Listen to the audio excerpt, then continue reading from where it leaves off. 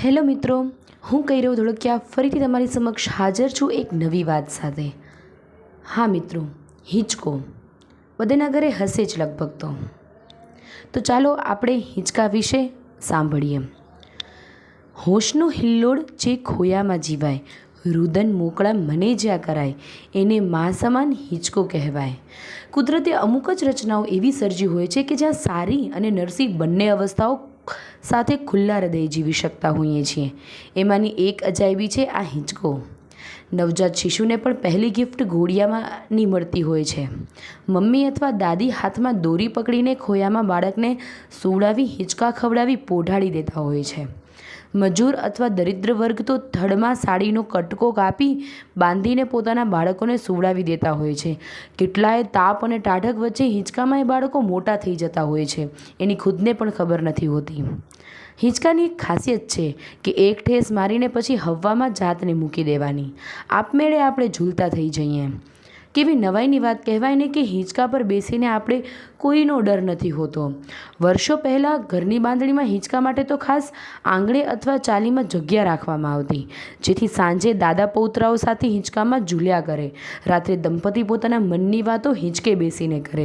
ત્યારે કેફેમાં જઈ મન મોકળા કરવાનો ટ્રેન્ડ નહોતો, કેમ કે ઘરના હિંચકે જ સાસુ વહુ હોય કે મા દીકરો, પતિ પત્ની પોતાના મન મોકળા કરી નાખતા હોય છે, સુખ દુઃખ વહેંચી નાખતા હોય છે।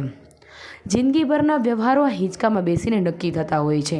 કેટલીય સગાઈઓની સાક્ષી બનતો હોય છે આ હિંચકો, અને કેટલાય મન દુઃખમાં સારેલા આંસુઓનો ઠારતો હોય છે આ હિંચકો। મનના વિચારોને ઉડાન આપતો હોય છે તો અમુક સમય સાંજે આપણે આપણી ઓકાત, આપણી જમીન બતાડતો હોય છે આ હિંચકો। કેટલાક ઘરોમાં સવારની પહેલી ચા સજોડે હિંચકામાં બેસીને જ પીવાતી હોય છે। આમ દિવસની શરૂઆતમાં જ દંપતીની હિંચકામાં પ્રેમભરી ચાથી થતી હોય છે, ત્યાં હિંચકાની પૂજા થતી હોય છે।